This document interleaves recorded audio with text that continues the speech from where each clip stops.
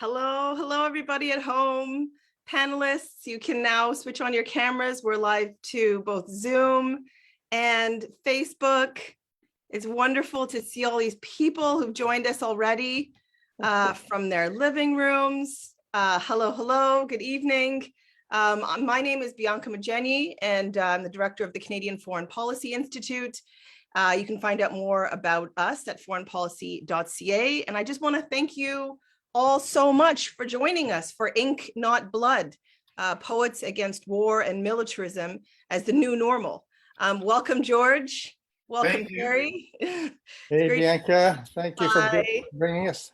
Oh, thank you for being here to share your talent and vision with us. And I see lots of folks joining us from home. Hi, Bruce and Diane, Hilda, Ian, James. Hi, Jerry. Great to see you all. So I've been looking so forward to what I'm sure is going to be a very memorable event. And again, for those of us, because there's still people joining, we're here with poets Clarke and Geddes and George Elliott Clarke for Ink Not Blood, Poets Against War and Militarism as the New Normal. So if you'd like to find out more about the host organization, the Canadian Foreign Policy Institute, you can find us at foreignpolicy.ca.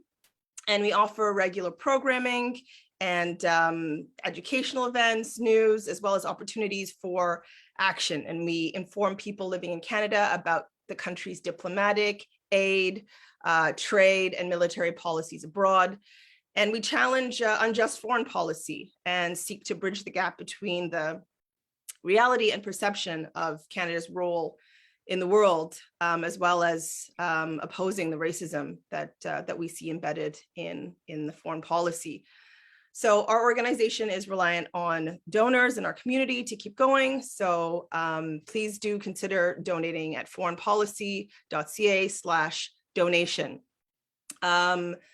So at the CFPI, we know very well that art is important, and it often plays a critical, profound role in political struggle, in societal transformation. It brings a light and a rhythm to the work that we do, and it reminds us of our hearts, of our humanity. It unifies us. It helps us to imagine another world, and not just what we don't want, but what we do want. And so we're here tonight with two phenomenal, influential writers who have used their art, their words, their poetry to communicate their opposition to war and to policies that strengthen militarism. And we're in a few different time zones. So I'm going to say both a good afternoon and a good evening to our poets, to our peacemakers, George and Gary. I hope you're both doing well today.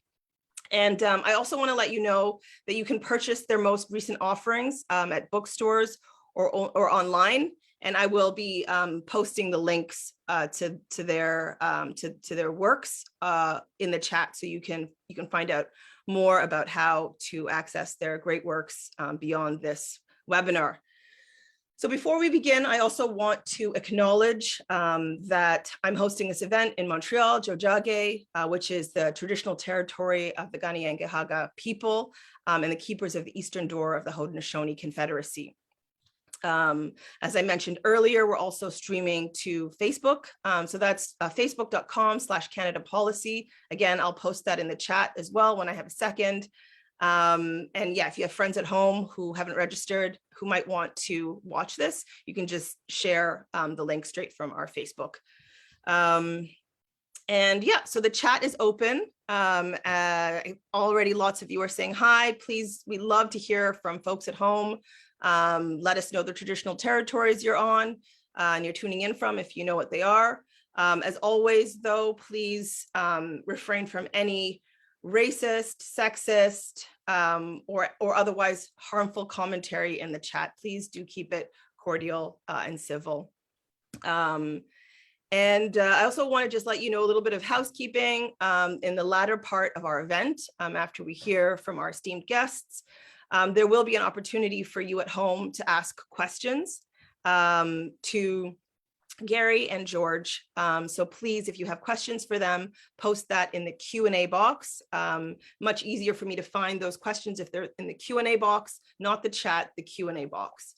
All right, so again, I'm Bianca with Canadian Foreign Policy Institute. You can find out more about us at foreignpolicy.ca. And, you know, before we begin, I just want to ground this in saying that this event it's a really intense time in history. It's impossible to pick up the newspaper without noticing the drumbeats to war. And it's terrifying to witness the ramping up of tensions between two of the main nuclear powers.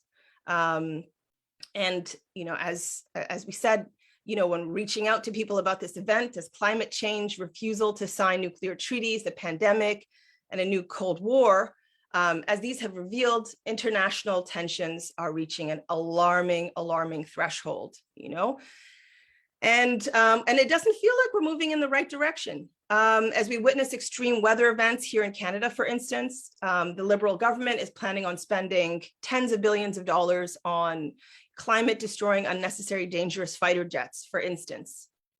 People in Yemen are being slaughtered by Saudi and UAE forces, and they're calling to the world for help, while our own government is offering instead diplomatic support and weaponry.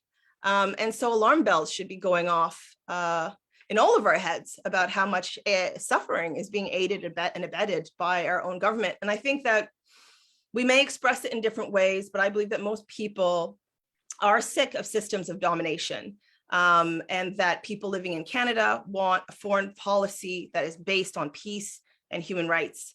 And this event is one way that we can come together and raise our voices in favor of peace, in favor of elimination of war and militarism. So we're living at a time when internationalism needs to be embraced, and urgently, recognizing that the struggles of peoples around the world is our own, and finding whatever we can do as citizens to register our opposition to war. And it means digging deeper, right? To see that the same system that's driving war is the same system that drives climate change, that drives inequality, a system of greed that externalizes costs and puts profit before people, and in fact benefits very, very few. So sorry to lack a sugary coating to the moment that we're in, but the overlapping crises of this century do truly threaten the extinction of all life. And so everything we love is on the line, our very existence. And so challenging war and militarism is a strategy for survival. And so it's in that spirit that we're coming together today. And what better to bring us together than the words of our great poets. And it gives me deep pleasure to introduce our first poet, Gary Geddes. Hi, Gary. Gary Geddes. Gary Geddes has written and edited more than 50 books of poetry, fiction, drama, nonfiction, criticism, translation, and anthologies, and been the recipient of a dozen national and international literary awards, including the Commonwealth Poetry Prize, National Magazine Gold Award, Lieutenant Governor's Award for Literary Excellence, Freedom to Read Award, Gabriela Mistral Prize, which was simultaneously awarded to Octavio Paz, Václav Havel, and Ernesto Cardenal, and others. He's lectured and performed his work in 20 countries and has been translated into 6 languages, dramatized, staged, set to music, and been featured and broadcast by NPR, BBC, and CBC Radio. Wow. Gary, the floor is yours. Thanks so much, Bianca. I'm joining you all from the ragged edge of Canada, a small west coast island called Thetis, on unceded Coast Salish territory inhabited from time immemorial by the Penellicut tribe. I'm grateful to them for the privilege of living here and for their respectful stewardship of the land and the sea. My thanks go out to you, Bianca, and your colleagues at Canadian Foreign Policy Institute for your amazing work and for making this evening possible. It means a great deal to me too to be here with my fabulously gifted friend, George Elliott Clarke, sharing some poems and ideas with you about such an important subject. I was born during World War II and absorbed the anxieties of my family, especially after two of our relatives perished when their house was struck by a German bomb on the British coastal city of Bournemouth. And later, when my Vancouver uncle, Tom Turner, returning the favor, was reported missing in action after his Lancaster bomber was shot down over Hamburg. These anxieties continued during the Cold War when I was required to hide under the school desk during nuclear raid exercises. At university, I was exposed to novels like Charles Yale Harrison's Generals Die in Bed, Kurt Vonnegut's Slaughterhouse-Five, and the great anti-war poems of Wilfred Owen and Randall Jarrell, whose Death of the Ball Turret Gunner ends with that amazing line, when I died, he washed me out of the turret with a hose. None of these authors romanticized or glorified war. Instead, they concentrated on its physical, psychological, and environmental horrors and ravages. I was so moved by their writings, I was determined to add my own 2 cents worth to this important task. That's why I'm here tonight. And that's why I've put together 4 out of print, but hopefully not out of date anti-war narratives in a single volume called The Ventriloquist, Poetic Narratives from the Womb of War. I want to begin by sharing with you a poem that's not in the Ventriloquist. It's a lyric I wrote about a momentous moment at Kent State University on May 4, 1970, when the Ohio National Guard opened fire on unarmed students who were protesting the escalation of the Vietnam War into Cambodia, sending 211 rounds of assault weapon ammunition into the peaceful crowd, killing 4, wounding 9 others. I learned about that tragedy as I was participating in a protest against the same war outside the US consulate in Toronto. I was devastated by the news, then outraged.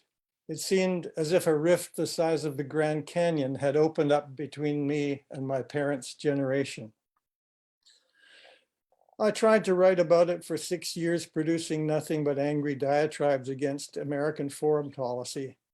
Then I had the good luck to discover a small red secondhand paperback by that great American journalist, I.F. Stone, called Killings at Kent State. 4 details about one of the victims spoke to me. She was a speech therapy student. She was very tidy. She liked to roller skate, and she was not especially political. I chucked my 6 years of notes and wrote this poem in a few hours. It's called Sandra Lee Scheuer.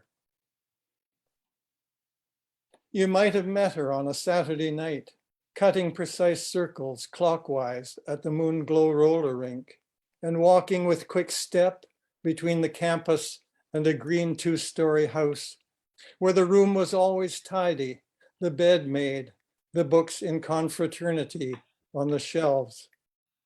She did not throw stones, major in philosophy, or set fire to buildings, though acquaintances say she hated war, had heard of Cambodia. In truth, she wore a modicum of makeup, a brassiere, and could no doubt more easily have married a guardsman than cursed or put a flower in his rifle barrel. While the armories burned, she studied, bent low over notes, speech therapy books, pages open at sections on impairment, physiology. And while they milled and shouted on the commons, she helped a boy named Billy with his lisp, saying, "Hiss, Billy, like a snake. That's it. Sss. Tongue well up and back behind your teeth. Now buzz, Billy, like a bee. Feel the air vibrating in my windpipe as I breathe." As she walked in sunlight through the parking lot at noon, feeling the world a passing lovely place, a young guardsman who had his sights on her was going down on one knee as if he might propose. His declaration, unmistakable, articulate, flowered within her, passed through her neck, severed her trachea, taking her breath away. Now who will burn the midnight oil for Billy, ensure the perilous freedom of his speech?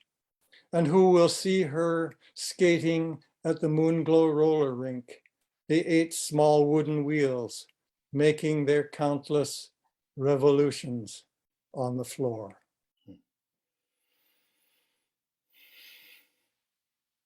Over to you, George. Thank you so much, Gary. That's an incredibly powerful poem, very moving.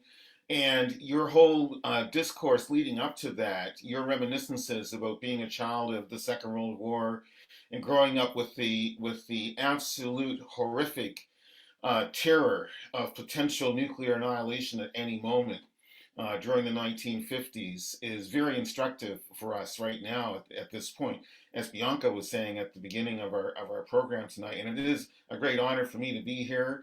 I believe very, very passionately in the work that the Canadian Foreign Policy Institute is doing.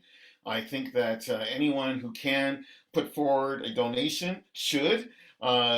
Please, very much so. And the reason why I have those feelings, and the reason why I'm so proud and happy to be here tonight with you, Gary, and everyone who is interested in hearing us recite our poems and speak our piece, P-E-A-C-E, about this perilous moment in which we're in, is simply due to the fact that there doesn't seem to be much countervailing opinion out there in terms of mass media, in terms of the messages that are being bombarded at us by broadcast media especially. And I'm thinking in terms of the ratcheting up of these tensions with Russia over Ukraine, the drumbeats of war versus China, at least that's how I hear them.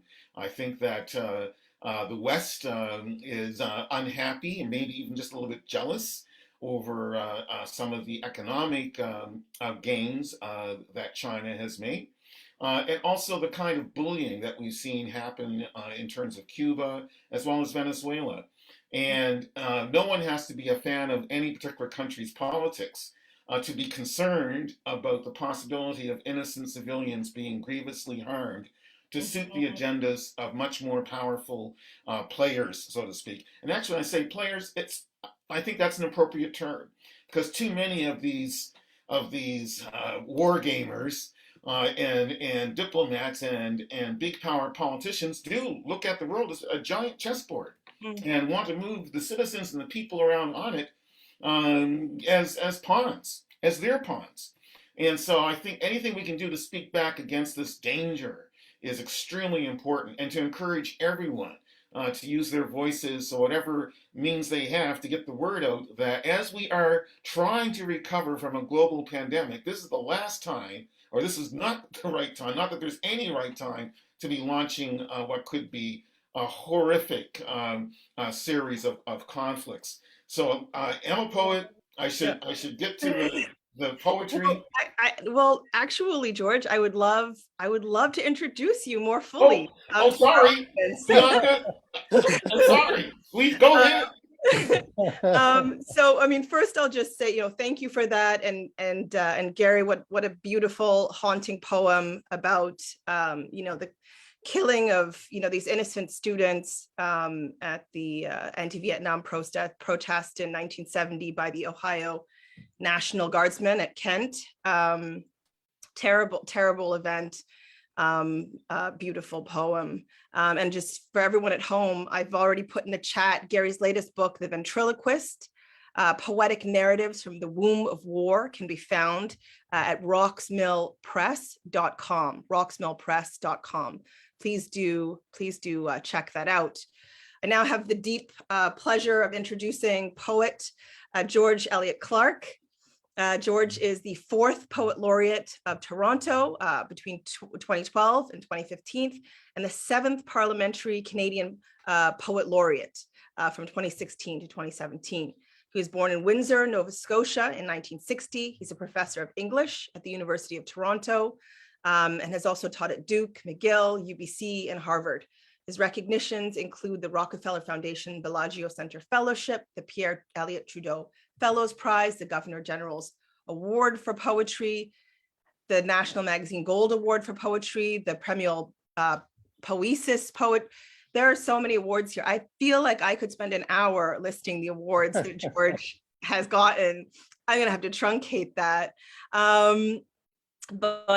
Yeah, he's the International Fellow Poet of the Year, and his acclaimed titles include Whylah Falls, please correct me on the pronunciation of that, which was also translated into Chinese, Beatrice Chancy, which was translated into Italian, Execution Poems, Blues and Bliss, Illicit Sonnets, Traverse, and Canticles Part 2, or II, which is his most recent book. Welcome, George Elliott Clarke. Bianca, thank you so much for that introduction. And again, it's a great honor and privilege and pleasure to be here to speak and to share this screen with you and Gary on this very important topic. And I'll begin by reading from this book, which is Canticles 1, 2016. I'm going to start with a longer poem, which I hope is okay. It's titled Alexandria, a Light. And it's based on the true story of the burning of the library at Alexandria as the accidental result of Julius Caesar trying to destroy the Egyptian fleet when he went to war there. Alexandria, a Light. And I should also just say very quickly about this whole book.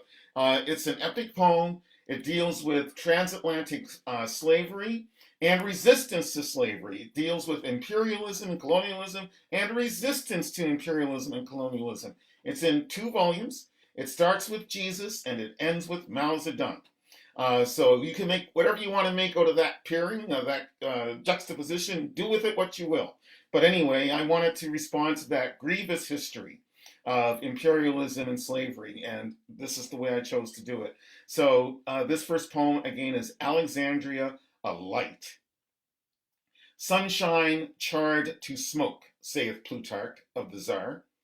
Julius Caesar exhibited syphilitic blindness, refused to recognize beauty as justice or justice as beauty.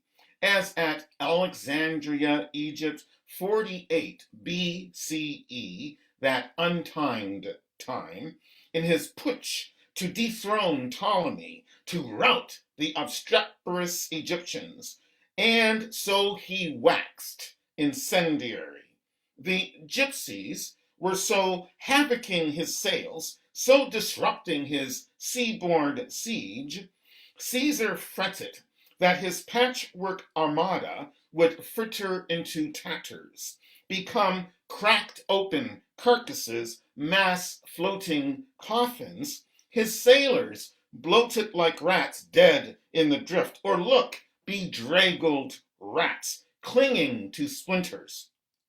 Caesar scrupled not to skipper, but to scupper his vessels. That impenetrable, unreachable egotist wagered on letting his seamen burn alive. His tars set flames jetting along ropes, set flames streaking meteoric through rigging, so that his stagnant heart would stay the turbulent dismay that's defeat. He had to stave off the death threat that's defeat. Drastic scowls shattered his face.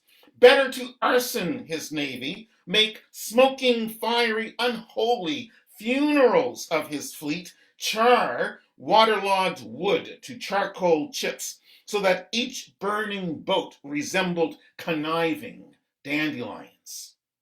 Caesar's ships were soon floating fires intended to render Egyptians ash, swamp their soldiery in blaze, smash their machines to sparks and cinders. Once awash in salt spray and foam, Roman sailors, now pinpointed helpful breezes, placed their torches and were soon awash in ash. But Caesar's commands, rolling off his tongue like water off his back, showed him a debauched prima facie arsonist. so eager to bitch at and pitch down Ptolemy, so eager to have the Egyptian perish with the taste of disgust in his mouth, to know miserable, dreadful humiliation, to be humbled, then tumbled into a grave beneath a pyramid of cadavers. Caesar needed not just ruins, but gore. He ordered that any sailor jumping ship, without first setting it alight, would land, spitted by swords. Now the Roman navy was blazing, drifting, and so soon the city waterfront, all its docks, wharves, piers, equally burning with stomach-churning effect. Each blazed galley was a luminous contaminant. Sparks rode waves of superheated air. Cinders took flight too. These miniature torches rained on the port. The harbor witnessed birthing fires, galleons aflame, looking massively imposing as pyramids, but pyramids imploding, dismantling once calm water, singeing even the sea. And the irregular and flesh-eating arson made lime-white bones of soot-blackened bodies. Thus the flooding fires swallowed up the dockyards, then chugged and charged, churning through all of Ptolemy's palaces, shaming the abashed architecture into ruins. Shortly the kindled lightning of Caesar's smoking hulks, his marine-born 37th Legion, that melange of roaring beasts, incinerated the great library, liquidating 40,000 scrolls, account books, ledgers, histories, theologies, poetry, all gone to smog and smut, all teased to smithereens and tatters. What was lost? Books good to prop up unbalanced kingdoms, or teeter-totter marriages, or lopsided tables. Eventually, rainbows soothed the sea, but Alexandria's great library was empurpled, charring. Songs gone to cinders, poems gone to pulp, philosophy gone to unpardonable swill. Even theology, gods got dragged through garbage, worm-chewed garbage. Imagine Osiris, half burnt, his gilt face singed. Caesar's chronicle triumph, his capture of Alexandria, was regression, to exterminate the library, to set parchment smoking robustly, pages blackening unrelentingly, while chairing with wine the aching stories of Egyptian groans, enacted a masterpiece of immorality. Such constant history is our dispiriting inheritance. But words still throng into song, thrive, and thus meet eternity alive.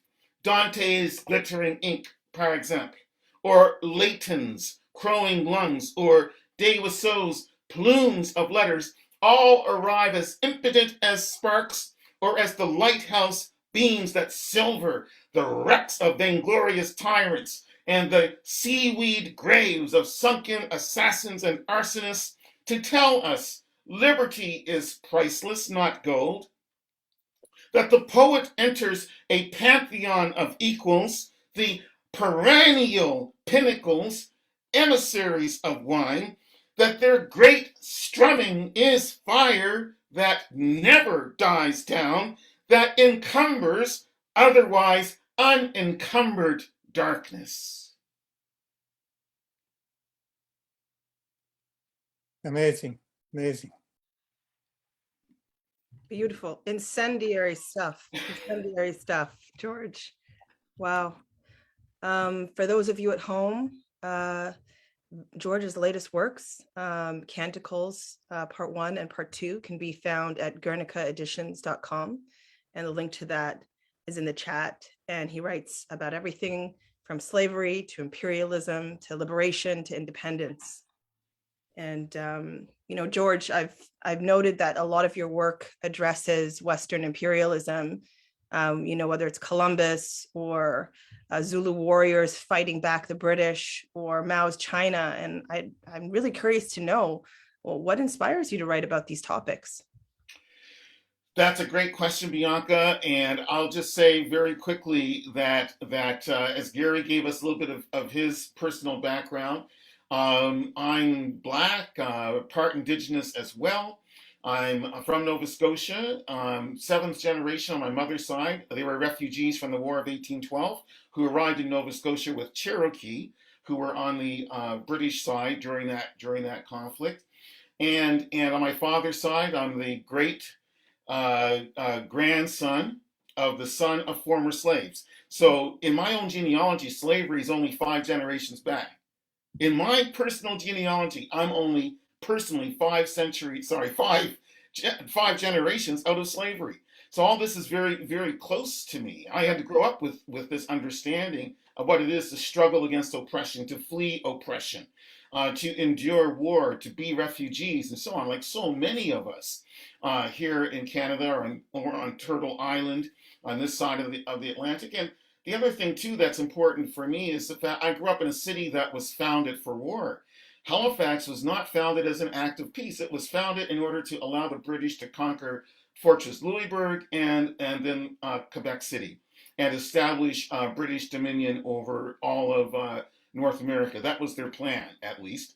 And founding Halifax was a big part in that strategy to control all of North America for the British Empire.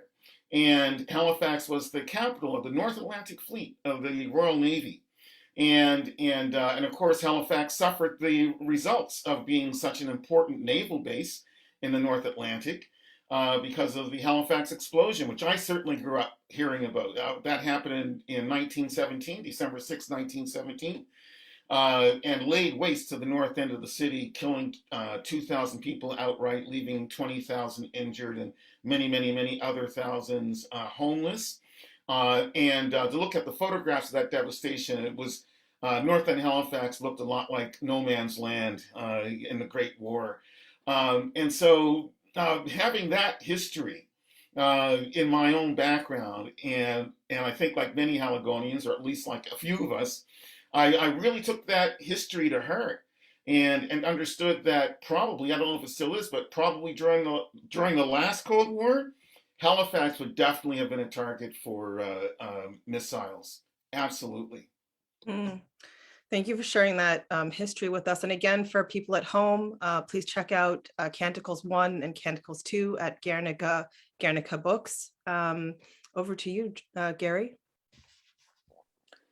Thanks, Bianca. And George, what an amazing poem. I was just spellbound listening to you. All the subtleties of language and I could see you marking each of the stress patterns with your hand, and it was just like a wonderful drumming session. Somebody once asked me where I get my poems from. Where do you find your subjects? I said, I don't find them, they find me. And I really wasn't joking. Most of my poems result from a condition that someone has called the ventriloquism of history. So it seems as if a legion of disembodied, what to call them, spirits, essences from recent or distant times, silenced by turmoil, are wandering the ether looking for a sucker like me to tell their stories. Yeah, when they find me, it's exciting stuff and scary, challenging, as it can take up years of my life and make me go to places in myself and others I just as soon ignore. Those places that W.B. Yeats had in mind when he wrote, I must go down where all the ladders start, in the foul rag and bone shop of the heart. Thus the title of the book.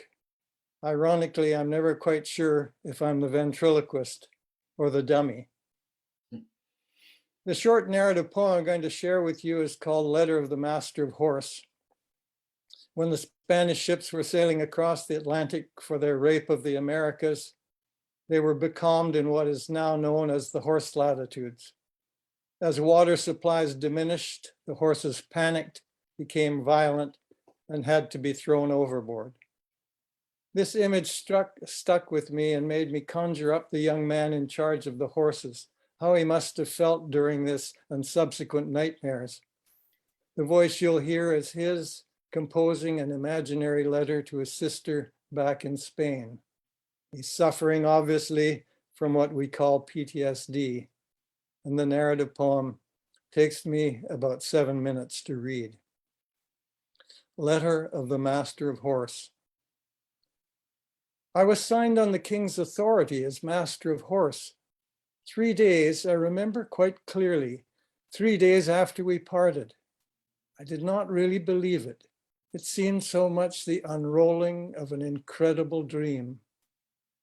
Bright plumes, scarlet tunics, glint of sunlight on armor.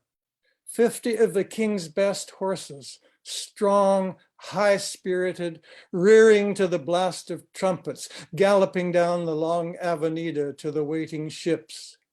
And me, your gangling brother, permitted to ride with cavalry. Laughter, children singing in the market, women dancing, throwing flowers, the whole street covered with flowers. In the Plaza del Sol, a blind beggar kissed my eyes. I hadn't expected the softness of his fingers moving upon my face. A bad beginning. The animals knew, hesitated at the ramps, backed off, finally had been blindfolded and beaten aboard. Sailors grumbled for days as if we had brought on board a cargo of women. But the sea smiled as we passed through the world's gate, smiled as we lost our escort of gulls. I've seen such smiles on the faces of whores in Barcelona. For months now, an unwelcome guest in my own body. I squat by the fire in a silence broken only by the tireless grinding of insects. I've taken to drawing your face in the brown earth at my feet. The ears are never quite right. You are waving, waving. Your tears are a river that swells, rushes beside me. I lie for days in a sea drier than the desert of the Moors, but your tears are lost, sucked into the parched throat of the sky. I'm watched daily. The ship's carpenter is at work nearby within the stockade, fashioning a harness for me, a wooden collar. He is a fool who takes no pride in his work, yet the chips lie about his feet, beautiful as yellow petals. Days melt in the hot sun, flow together. An order is given to jettison the horses. It sweeps like a breeze over parched black faces. I'm not consulted. The Ortega comes to me later when it is over and says, God knows there are men I'd have worried less to lose. The sailors are relieved, fall to it with abandon. The first horse is blindfolded, led to the gunwales, and struck so hard it leaps skyward in an arc, its great body etched against the sun. I remember thinking how graceless it looked, out of its element, legs braced and stiffened for the plunge. They drink long draughts, muzzles submerged to the eyes, set out like spokes in all directions. The salt does its work. First scream, proud head thrown back, nostrils flared, flesh tight over teeth and gums, yellow teeth, bloody gums, the spasms, heaving bodies, turning. I am the center of this churning circumference, the wretch beside me, fingers knotted to the gunwales. They plunge toward the ship, hooves crashing on the planked hull, soft muzzles ripped and pleading on splintered wood and barnacles. The ensign's mare struggles half out of the water on the backs of two hapless animals. When the affair ended, the sea was littered with bodies, smooth, bloated carcasses. Neither pike pole nor ship's boats could keep them off. sailors that never missed a meal, retched violently in the hot sun. Only the silent industry of sharks could give them rest. What is the shape of freedom after all? Did I come here to be devoured by insects or maddened by screams in the night? Ortega, when we found him, pinned and swinging in his bones, jawbone pinned and singing in the wind, God's lieutenant, more eloquent in death. Sooner or later, hope evaporates. Joy itself is seasonal. The others, they are Spaniards, no more and no less, and burn with a lust that sends them tilting at the sun itself. Ortega, listen, the horses, where are the sun's horses to pull his chariot from the sea? End this conspiracy of dark. The nights are long, the cold, a maggot boarding in my flesh. I hear them moving, barely perceptible, faint as the roar of insects, gathering to thunder across the hidden valleys of the sea, crash of hooves upon my door, hot, quick breath upon my face, my eyes, he kissed my eyes, the softness of his fingers moving. Forgive me, I did not mean this to be my final offering. Sometimes the need to forgive, be forgiven, makes the heart a pilgrim. I'm no traveler, my Christopher faced with rubbing on the voyage out, the voyage into exile. Islanded in our separate selves, words are too frail a bridge. I see you in the morning, running to meet me down the mountainside, your face transfigured with happiness. Wait for me, my sister, where wind rubs bare the cliff face, where we rode to watch the passing ships at daybreak and saw them burn golden from masthead down to waterline. I will come soon.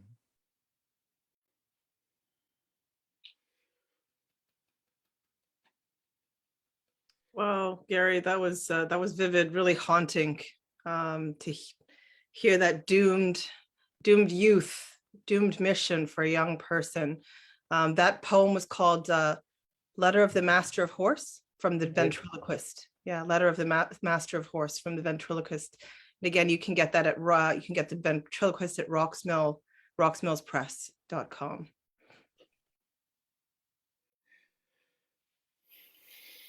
Yeah. Over to you, George.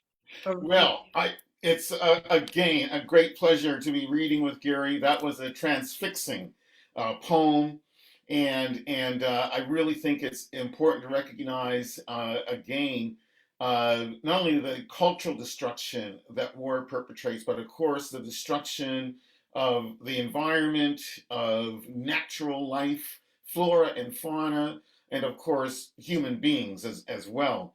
And it's another reason why we have to work so collectively to prevent our supposed leaders from dragging us into wars that are absolutely unnecessary and that will solve nothing, but only make conditions possible for more wars, worse wars going forward. So I hope that tonight is a good start to all of us doing what we can to prevent these wars from taking place that I think are being planned, unfortunately, right now. So I want to share this poem. I also send out another shout out to everyone to please support the work of the Canadian Foreign Policy Institute in any way that you can. And I know that every donation will be absolutely appreciated. So help out in that way too, please, very much so. So this poem I'd like to read is St. Augustine of Hippo, Roman Africa, invents the just war doctrine. And there is a tradition amongst many African diaspora scholars and theologians that St. Augustine was actually a brother. And I mention that with a smile, especially given the fact that Black History Month, African Heritage Month is upon us. So let's presume that St. Augustine is a brother, which doesn't mean that what I have him say in this poem is correct. Just as there are many brothers and sisters who are politicians who we may choose to disregard with absolute necessity, given perhaps their pro-militarist leanings. And I'm thinking of a certain Nobel laureate who was the 44th president of the United States, when I mention that, a brother who bombed Libya. But anyway, to the poem. St. Augustine of Hippo, Roman Africa invents the just war doctrine. God grants it just to turf out dictators, to extirpate their joking crimes. So, policy mandates a palaver of palookas, a menagerie of heroes, handy at battle axe, schooled in sail, and all manner of face-to-face mangling, to roam the Rhone, and rhyme with foam the Rhine, chop up the sea into waves, and God's foes into sausage, the tumult of wounds, maggot-pampered putrefaction, the overhanging arrows whistling instantly downward to thud bluntly heathens' hearts or heads, so that they jolt awake alive, burning in the sulphurous stench of hell, guarantees us our justice. If it comes to pass that an accursed cur, some whoreson pup, feels our soldier's spear stick in his chest, so his jaws strain to grab at air, any morsel of oxygen, but only blood blubbers from his mouth, so be it. It's his damnation for having charged at our fluttering spears the uplifted wave crest, brazen flood of the tips, descending to perforate the flesh of horses and shatter the opposing forces, questionable men to pieces punctured. I cannot conceive any philosophy sparing God's opponents searing pain. The city of God pledges Antichrist hordes, chomping steel and snickering fire, plus howling arrows and spears, bristling, blitzing the sky. So hell comes to house obnoxious corpses, choice slabs for jagged-mouthed dogs. God's enemies get blazed to the bone, and next the bones baked down to ash. Christ's soldiers sweep away the pagan camp like a hand wiping maggots from meat, and we axe off extremities and foreskins as dainties for pigs. Smoldering drops of blood sizzle once encountering flame. This is justice that venal foreigners outside baptism discover in their rotting flesh beautiful wounds embittered by glittering insects. One more poem very quickly, and this is set during the American Revolution, and it is about Phyllis Wheatley, who was the first Black person in modern English history to publish a book of poems, and that was in 1773. She was African American, but probably captured and transferred into slavery from Senegal. But she ended up in Boston, where she became a Wheatley and was educated and published again this book of poems in 1773, poems on various subjects. She was also the principal poet of the American Revolution. A lot of people talk about Philip Freneau, but no, he was not anywhere close to the figure that Phyllis Wheatley was. So in this poem, I have Phyllis Wheatley remember the African-American man, Crispus Attucks, whose death was seen as one of the catalyzing incidents for the American Revolutionary War. So here it is. Phyllis Wheatley remembers. A mournful welcome is this dawn after some epic tyrannical killing, as with redcoats shots dissected dear Crispus and revealed his heart was no painted valentine. At Boston air, inexhaustibly damp crimsons, rebels and loyalists intermingle cargoes of tea and gunpowder. I study the Germain, Jonathan Milton. I know birdsong is yet madrigals, though Crispus Attucks' heroic corpse shrivels, swift into bone. The Negro was boisterous, not decorative, or he was solemn but spirited, a robust buster, distinctly colorful, a cocktail of guts, brio, bravado. He was the exact cockadoodle dandy to bray at British muskets. Yes, he was inconvenient, if not frankly insolent. He lacked any sort of money. His breeding, brawn and bear. But the redcoats be rum-drenched murderers. The black hiss of their musket balls bespoke a personal, holy war contra our insurgent youth, Republican and irate. I could never love Mr. Attucks, but his wounds are negroid. Negritude ain't noir enough to picture his charcoal beauty. He has entered instant history through luck and hurt, opportunities and crises, and there's no way to minimize my astonishment. Mortality is uniform, but his was singular. He was peppered with shot, a ramification. He did not shy away from the blast that rendered him a visceral pudding. Now come the swarming worms. He's been bashed with shot, slashed with lead. What worth are my scraps and bits of poesy? Massachusetts is a province of slime. I'm a frontier blue-stocking, high-stepping. The British muster rogues, governors legislating bloodshed. Here is foreign audacity. But Crispus was illustriously violent.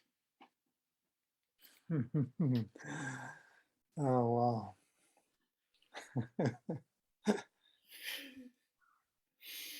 Wow, that was powerful, vivid. As Gary said earlier, spellbinding stuff. Your reading is just phenomenal too. Really, really drawn in. And it feels like almost a silly question given the power that you both have in terms of expressing yourself in these sentiments. But I am curious why you have chosen the medium of poetry specifically to express yourselves. Well, poetry for me is both a call to action and a source of healing. If I'm allowed to use a military image to talk about poetry, and on this occasion, it flies under the radar, it nests in the ear, it gets in our bloodstream, and it can change the way we feel and the way we view the world. You know, Robert Haas is famous for saying, because rhythm can get into our bodies and hypnotize us and make it move, it is a power, and power is political. So poetry for me can do things, and it is my genre of choice, because when I started thinking I might be a novelist, every time I tried to write prose, I put both feet in my mouth. I needed the discipline of and economies of poetry, and I still do. I would just chime in and add, and I want to thank Gary once again for those statements, and Bianca, yours as well. I would just add that when I was growing up in the 1960s, and especially by the time I reached my teen years, I became aware of troubadours and beat poets and hippie poets and revolutionary black poets. And almost all of them were anti war, specifically anti Vietnam War, and pro civil rights and pro human rights. At least the poets that I chose to read are the ones that mattered most to me. But also I was a kid listening to transistor radios and playing 45s, and so that brought me into the orbit of Mr. Robert Dylan, Bob Dylan, and some of those early 60s anthems, for crying out loud, and songs for liberation, songs for the civil rights movement, Blown in the Wind, et cetera, et cetera. And then of course the whole rock phase, like a Rolling Stone, and then to look at his roots in labor movement songs and folk songs and so on. And then of course I ended up picking up a lot of blues lyrics, which also comment on the oppression that African Americans in particular faced in the South. And of course, African Canadians also faced in different parts of the country, and still do, just as African Americans still do. So those song traditions, the tradition of popular song, I mean folk song, as a way of answering back to the powers that be, of condemning folks who need to be condemned, and for their hypocrisies as well. And the hypocrisy of the West around human rights is just unbelievable. It's so sickening, the way that our folks in North America, Western Europe, want to go around the world on a high horse and condemn other people for their human rights violations, when we have one of the bloodiest records in terms of human history, in terms of what the superpower to our South has done around the world, and what we've been complicit with, we Canadians, including the oppression and genocidal treatment of Indigenous people right here. And so how dare we get on a high horse and go anywhere on this earth and tell other people what they are doing wrong? We need to get ourselves right. We need to get ourselves fixed up.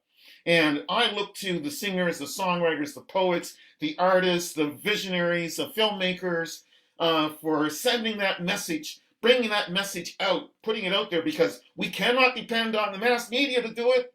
The broadcast media, the print media, they're not going to do it. It's up to us to bring the human message to everyone, and that's what matters. And it's left to the artists and people who really do want a better society to make it happen. We cannot depend on the money financed media to make that happen. Absolutely not. Amen. On that note, I would love to hear some more poetry from you, Gary. Okay. Well, I want to talk about something that is the equivalent of what George had to say about the leadership in the United States and the wrong path that is taken. There was a political scientist at Simon Fraser named Herschel Hardin who said, creating a simulacrum of innocence is only a way that colonials have of avoiding their condition. And I've spent 5 years interviewing elders to produce a book on Indigenous health issues. And so I know about racism, and I feel very strongly about that. This is what I'm going to share with you now is a little bit different. It's about Canadian soldiers, the Winnipeg Grenadiers and the Royal Rifles of Canada from Quebec City, were sent to, they set sail from Vancouver. They were being sent on an impossible mission to defend the Crown Colony of Hong Kong against inevitable attack by war-hardened Japanese troops. It was a very cynical and symbolic gesture. They knew that these guys didn't have a chance. They fought bravely. They surrendered on Christmas Day. The survivors spent 3.5 years as slave labor in POW camps in Hong Kong and Japan. You know, I read everything I could find on the Pacific War. I interviewed veterans. I crawled on my belly through former battlegrounds in Hong Kong. And I got so overwhelmed that I had to tell my wife that I was going to give up this because it was giving me a secondary case of PTSD. She said, well, that's great news. You've been impossible to live with while you're working on this. So with that in mind, I went back and I finished the poem.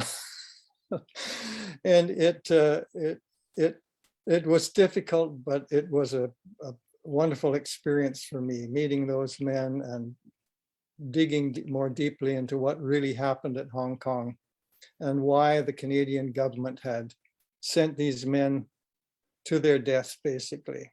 And here are some of those disembodied voices that have taken me by the throat again. First one is called Kravenchuk.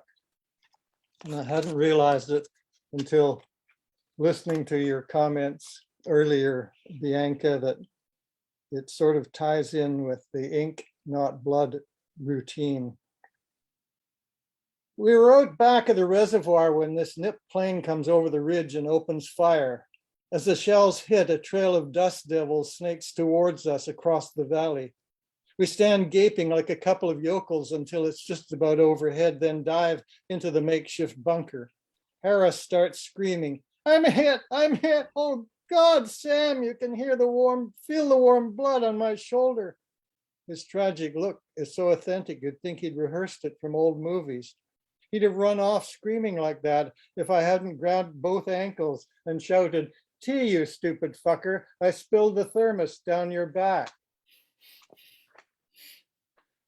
Now this is the voice of Henderson.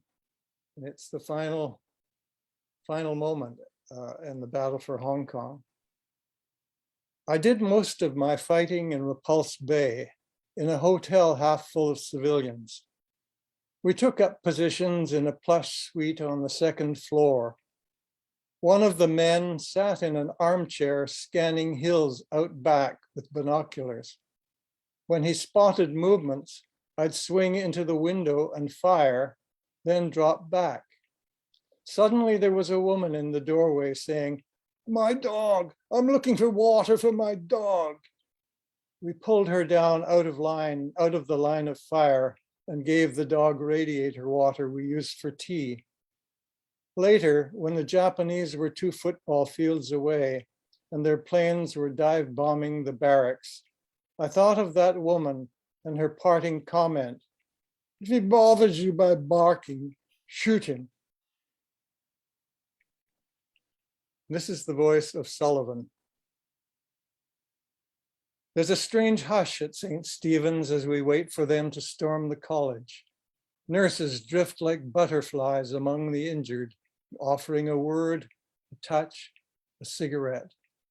When the enemy bursts through the door, I'm lying on a cot at the far end of the corridor, my head bandaged, my leg supported in a sling.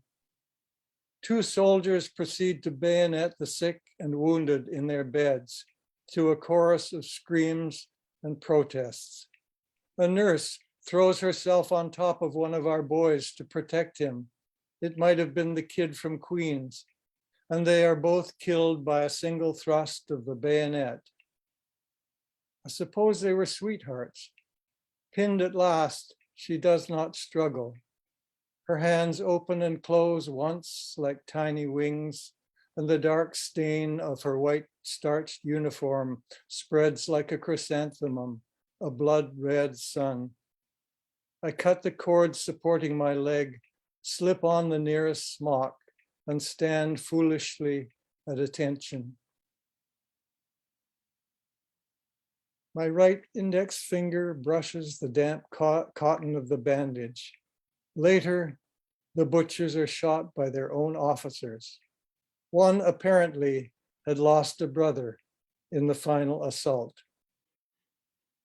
And this last piece that I'll share tonight and this afternoon, wherever you are, is a piece of prose in the midst of this book of poems. Elliot says if you want to write a good long poem, you have to be the master of the prosaic. So here I'm trying my limited mastery with prose. Mallory. Work party at 6 a.m. low-lying fog over the harbor as we board the ferry that takes us from Sham Shui Po to Kai Tak. Bitter cold, can see only the peak over Victoria now. No wonder money builds high up, a hedge against fire, flood, disease, the poor. I'm working alongside Dalil, who can barely raise his shovel, never mind singing in his perfect tenor voice. The poor devil has been down in sickbay for weeks with dysentery and electric feet. The gray skin is stretched over his bones like kite paper. I try to cover for him by working a little faster than usual, but I know I can't keep up the pace. There must be 100 of us working on the reclamation, dumping earth from the high ground to extend the runway into the sea. You have to keep moving or freeze. Dummy, speedo! The guards are shouting to our left, trying to make better time. I suppose they get more rations if the work goes well, and a few extra inches are gained each day. I fill Dalil's buckets as lightly as I can and help him up with them. He moves off ahead of me, so thin he looks as if he might crumble under the weight. The concentration required to put one foot ahead of the other must be enormous, and he plods towards the fabricated shoreline. He's not quite over the dysentery, and the backs of his legs are stained from the thin bile that passes through him. He remembers a mechanical scale. He resembles a mechanical scale, the two baskets suspended from either ends of a pole at slightly different levels at his sides. If he can make it to the edge without attracting attention, no one will notice the size of his load. We are only 20 yards from the water when one basket dips below knee level and brushes the ground. It's enough to betray him. He falls straight up forward on his face. The wicket baskets, unfortunately, remain upright, reproachful beside him. I stand at attention, my legs aching under the weight. Dalil does not move. I think his heart has given out, but I can hear him whisper, "Je m'excuse, Alvin, je m'excuse." Two guards are kicking and shouting. They drag him onto his feet and knock him back and forth like a rag doll. One of them reaches into a half-filled bucket and throws a handful of dirt into his face. The closed eyes seem to infuriate him as much as the baskets. "Dummy, cheat, no good." Dalil's bowels choose that moment to discharge, though he has eaten nothing for days. It's a miracle of creation or of criticism, ex nihilo fecit. The guard's face contorts and he strikes Dalil in the mouth with his rifle butt. Then they are dragging him to the water's edge. All work on the reclamation has stopped. He's on his knees and has begun to sing one of those folk songs that have followed us from Sherbrooke to Newfoundland, across Canada and aboard the Awatia. I can feel my legs giving out and the bamboo pole cutting into my shoulders. The fog is breaking up and sunlight reflects off the sword as it falls repeatedly on his neck. He's remained somehow on his knees and has to be pushed over. One of them kicks his head down the small embankment into the sea. Several of us are detailed to dig a shallow grave, and he is buried headless beneath the runway of the Kai Tak airport. Mm.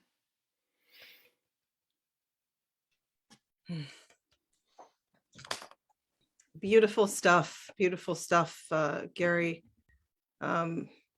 Really, so the details and amazing impersonations, I must say.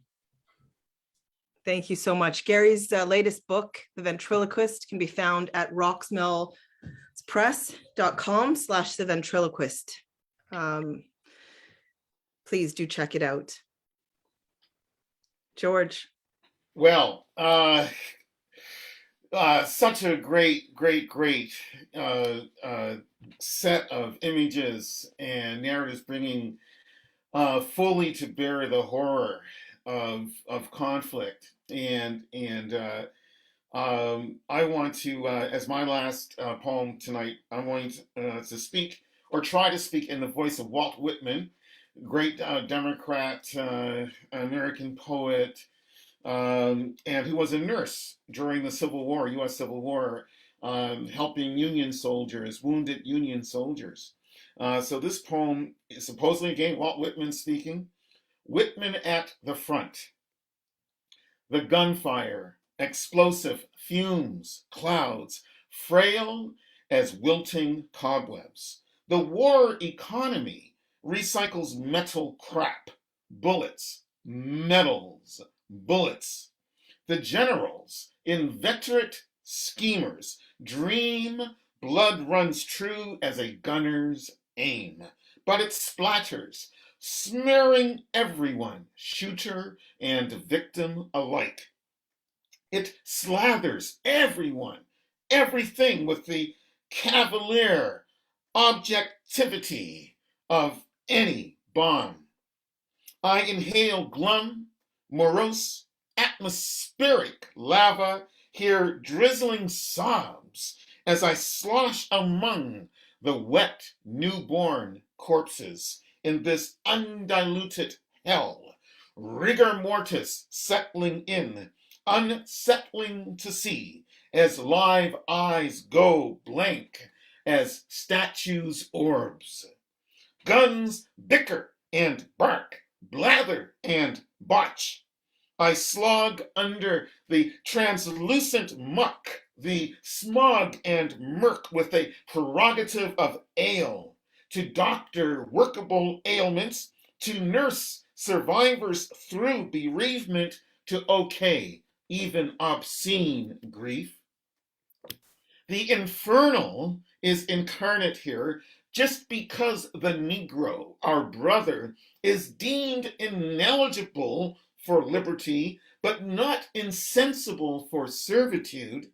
The South's a constituency of demagogues, a species of hostile lungs, unspeakable lungs, as bullying as a butcher crowing against the blacks, rousing so much calumny, persiflage. Now, too many perfect cities are suddenly swimming in flames, drowning in ash, their streets showered with cadavers, a defecatory defilement. I'm like a single leaf of grass. My apocalypse is solitary, but my lyricism is true because my feelings are true. And no writer is dead who's read aloud. For poetry is the transcendent branch of biology, visceral, scatological, sexual, and spiritual, never petering out, even when the body is petrified, to be raised up from the dead, to be stood up whole amid men forever horizontal, sets one apart as electric, extrusive, maverick.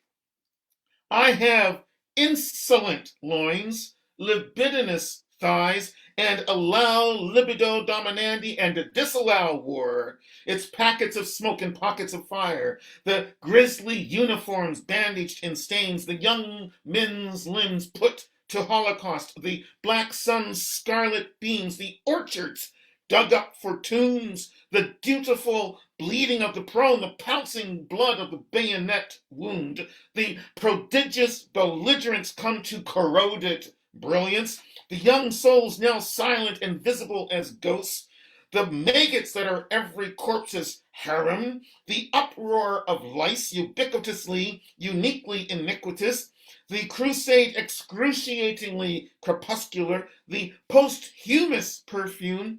I fall in love with the remains of poets as the sun tugs the night into view. I acknowledge the underworld, but I'm not consigned to dirges.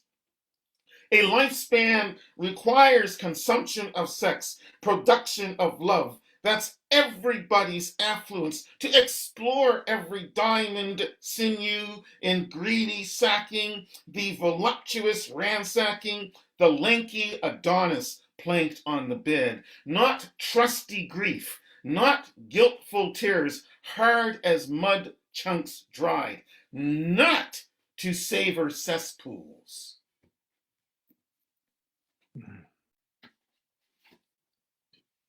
Thank you, George. Thank you, Thank you, Gary. thank you. Thank you, thank you. I thought I'd read some of the comments in the chat. Kevin's saying beautifully horrific. Kathleen says your poems are giving us valuable historical perspective. Giovanna says illuminating, important work, the personal and political, exposing destruction of life and culture. Bravo. And Cindy says, my husband just reminded me you can't hear me clapping. Oh, thank you, thank you, thank you so much. So we now have a little bit of time for questions from the audience. And we do have quite a few here. We're probably not going to be able to get to, we may not be able to get to all of them, but we'll certainly take a few of them. And so the first question that we have is from Sarah. And Sarah wants to know where are your favorite places to experience the poet community? All right, I guess I'll leap in very quickly. Look, I favor the live reading as the place where I can feel the greatest vibe in interacting with brethren and sistren poets, and of course our publications, the internet community, social media community, and all. I mean, it's all good. It's all right and just. But for me, just speaking personally, I love being in a live audience or rating, and then hearing the song-like speech coming back if I'm in the audience from my fellow and sister poets. But we are everywhere. We are everywhere. We are in every walk of life. And we're always kind of quietly subversive. And no matter what it is we do, and Robert Browning has a poem about that, about how the poet is always, how it strikes a contemporary is the title of Robert Browning's poem, about how the poet is always the subversive person. Nobody knows that you're really there subverting everything, just in thinking about inspiration for writing. Thank you. I don't know, Gary, if you want to answer that. I can also move on to the next question. One of our audience members would like to know about the titles of your books. Can you tell us, can you give us some insight into Canticles, The Ventriloquist? All right, very, very quickly. Here's Canticles Volume 1, 2016, and I just read from Canticles Canticles 1, Volume 2, 2017. So black canticles, white canticles, but they both deal with history, slavery, liberation, imperialism, anti-imperialism, and so on. The title is partly a reflection of and rebuke to, riposte to, response to Pound's infamous, notorious, and also great long poem, epic poem of the 20th century that he called the Cantos. So I am riffing off that. I am referring to that. And again, I'm also saying, okay, there are your cantos, but here are my canticles. And I see myself as responding to Pound was also curiously anti-war, but he was also fascist and anti-Semitic. So a bad combination. So I see myself as taking up a similar anti-war posture and anti-oppression posture, but certainly from an entirely opposite set of political and spiritual beliefs. Gary. Yeah, I've explained, I think, a little bit about how the title of The Ventriloquist came to be, just from that notion of these voices from the past that grab you by the throat and demand to have their story told, so that you are like a ventriloquist. And but I could mention my most recent book called The Resumption of Play, I saw a film called Return to the Healing Circle about a return to the Cooper Island Residential School, an infamous hellhole that the people called Alcatraz. Murders and sexual abuse, all sorts of things happened there. And this young man, I guess he was in his late 30s, early 40s, was sitting with his brother on the beach being interviewed. And he said, when we used to be happy to get out of the school for lunch hour, but we were paralyzed. We couldn't move, do anything until the brother came, or the priest came to the fourth floor window and shouted a number. And whoever that number, whoever belonged to that number would go and be the plaything for the afternoon for the priest. And if it wasn't us, then we could relax and we could go back to playing. So the book is called The Resumption of Play. And titles are really interesting. You know, I remember a story of somebody going in with a novel and the publisher didn't know what to call it and the author didn't know what to call it. And he said, "Are there any guns or any drums in the book?" "Yes." "Are there any cannon?" "Yes." "Well, we'll call it No Drums, No Cannon."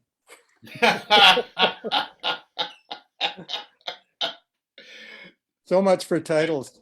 All right, we have a question from Yuri. Yuri says, "Thanks, George. Thanks, Gary. Yuri's going to get your books of poetry soon. I just wanted to ask your thoughts on the Black Sabbath song War Pigs and Bob Dylan's With God on Our Side. And he also wants to know your thoughts on the plight of Julian Assange. And he would also like to know why there aren't more poets, musicians using their platform to speak out on his plight, on the plight of Indigenous people from Turtle Island to Australia. Why aren't there more artists speaking out on the new Cold War, on China and Russia, or even in general, imperialism by the Western powers?" So there's a wealth of questions there for you, Wow. for Yuri. George, why don't you start with that? Okay, first of all, I want to say, Yuri, thank you so much. There's like a tremendous amount of a wealth of knowledge and insight that is right there, evident in the question itself. So I just want to start by saying, look, I'm unfamiliar, unfortunately, with the War Pigs, but I certainly like the title, and I think it probably fits, although we shouldn't be unfair to pigs with that either, and that it might be time to come up with a new word for folks who like to provoke war, and so on. Masters of War, With God on Our Side, early Dylan song, absolutely right. And of course, he's referring to the McCarthyite propaganda of the 1950s that basically cast the US and the West in general as basically carrying on a newfangled Christian-oriented, evangelical Christian-oriented crusade against communism and against people of color who weren't exactly at that time, as they decolonized, lining up to join in with the West against the Soviet Union and China and so on. In terms of why aren't others speaking out, and so I know that a lot of people are, but the problem is that the mass media, broadcast media, and I know that social media is supposedly a counter to that. But the mass media still has an awful lot of propagandistic power in terms of channeling, manufacturing consent, to quote Noam Chomsky. And on the other side of that coin is the fact that so many of us have been lulled into basically dumb consumerism, so to speak, as the solution for all of our woes, all of our problems, as opposed to thinking through in whose interest is it that we are being positioned once again on the brink of war. One last thing I'm going to say, and it's actually a good news thing. I remember 2002 and the drumbeats of war for invading Iraq. All through that year, and actually it started when George W. Bush came into office in early 2001. From early 2001 until the actual launch of the war in 2003, there was this steady accumulation of outrage and upset versus Saddam Hussein. And so I'm not saying that he deserves any empathy or sympathy or anything of that sort. What I am saying is that the powers that be, the mass media, New York Times, London Times, many other newspapers, and so on, signed on to that agenda. Said we've got to back this invasion. It's going to be great, a great news story, et cetera, et cetera. And so they went in, they devastated Iraq, they caused the deaths of hundreds of thousands of people, civilians. There were no weapons of mass destruction found. I want to remind everybody what a great lie that was. And it was a lie. They knew that there were no such weapons. They've been searching for them for years. They didn't exist. The whole thing was a lie, but hundreds of thousands of people died. The whole region was destabilized, and so on. We've got the threat of ISIS, other extremely radical, inhumane terrorist groups that all popped up thanks to that supposed intervention. And then, when it was clear that the whole thing was an inhumane disaster, the New York Times, the London Times, other media all said, "Oh, we're so sorry. We're so sorry. We didn't know. No weapons. We got it wrong. Yeah, sorry." And now here they are getting ready to ramp up for yet another vicious assault on innocent people in the name of somebody's sense of profits or power or status or what have you. I have some friends named Penny Joy and Saul Arbus who've spent countless hours working for peace, encouraging nations to set up departments of peace. Costa Rica is the first one to do exactly that. Theirs is a strong and loving option, and I acknowledge that. My work as a poet is motivated for a desire for peace, international peace, but certainly peace of mind, my mind. So it's a kind of therapy for me to begin with. And I celebrate all those people that Yuri mentioned who are doing what Joseph Conrad called as rescue work, capturing the vanishing fragments of memory and giving them the permanence of art. And, I want to just end my contributions tonight with a quotation from Dylan Thomas. This was a guy with as many problems as he had gifts. And this is what he had to say about the function of poetry for him.